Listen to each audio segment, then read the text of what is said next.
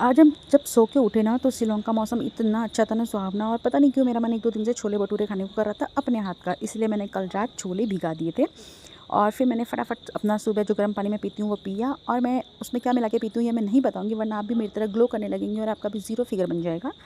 उसके बाद मैंने फटाफट मैदा निकाला गूँथने के लिए और फिर मैंने उसमें सूजी और सूजी, दही, चीनी और नमक मिला के थोड़ा देर उसे फूलने के लिए रख दिया था। और उसके बाद मैंने उसमें फिर मैदा मिलाया और थोड़ा बेकिंग सोडा मिला के मैंने आटा गूँध लिया था। बेकिंग सोडा मैं अपने पास इसलिए रखती हूँ क्योंकि मैं कभी-कभी केक बनाती हूँ, क्योंकि मुझे और मेरे बेटे को मेरे हाथ का बना हुआ केक अच्छा लगता है। वैसे होता बेकार है लेकिन मेरे बेटे को अच्छा लगता है, तो फिर मैं इसलिए बना लेती हूँ।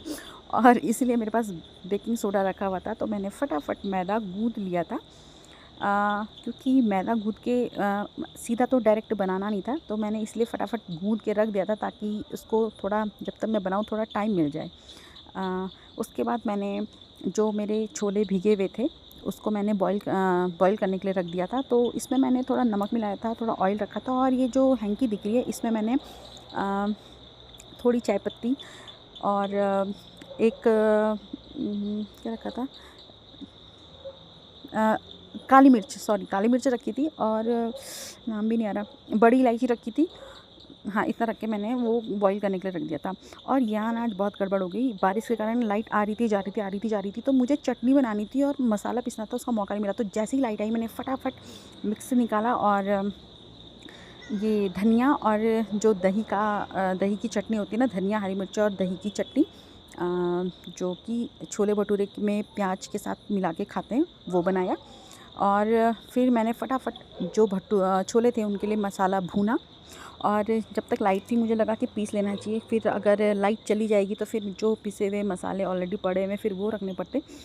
पर मुझे इसके लिए थोड़ा खुद बनाकर पीसना था मसाला, तो लाइट थी इसलिए मैंने फटाफट जो मसाले थे, धनिया, जीरा, अ, और क्या-क्या रखा था मैंने इसमें, इलायची, बड़ी इलायची और अजवाइन, नहीं सॉरी सौंफ, हाँ सौंफ का टेस्ट बहुत अच्छा आता है, इसलिए वो मिला के फटाफट जो भून कर मैंने पीस लिया था। उसके बाद मैंने कढ़ाई चढ़ा दी थी सब्ज़ी चढ़ाने के लिए, छोले बनाने के लिए। तो फिर मैंने फटाफट हरी मिर्च और लाल मिर्च भून कर निकाली। मेरे पतिदेव को भुने हुए मिर्च खाने के साथ बहुत पसंद है। हम दोनों की पसंद थोड़ा नहीं मिलती है एक दूसरे से।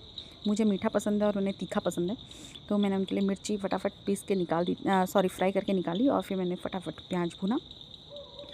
प्याज भुनने के बाद मैंने इसमें अदरक और लहसुन का पेस्ट मिला दिया था और टमाटर मिला दिए थे। फिर उसके बाद मैंने जो पिसा हुआ जो मैंने खुद मसाला बनाया हुआ था, वो डाल के मैंने थोड़ा देर के लिए उसे रख दिया था।